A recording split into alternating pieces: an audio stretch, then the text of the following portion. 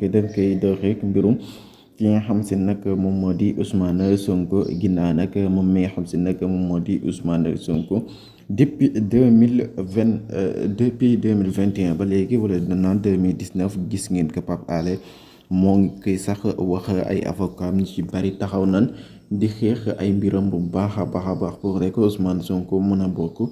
ci élection présidentielle 2024 mais nag dañ naan nguur kuy bëreek moom rek faaw nga pari te état nag kenn munta rek bëreek moom ndax doole gi nga xamante ne si ne am nañ ko torop ndax gis ngeen Ousmane Sonko moom lu bare rek la sacrifié ngir li nga xam si ne moom moo di sénégalais yi pour rek ñu am rek seen dundinu bopp moom mi Ahmadou Ousmane Sonko sacrifié lu bari pour sénégalais yi mais nag mujjuta bokk mais nag am na candidat tam boy candidat Bassirou Diomaye Faye ñu am ci yaakaar bu baax a baax ci élection yi nag mu gàddu ko incha allah 2024.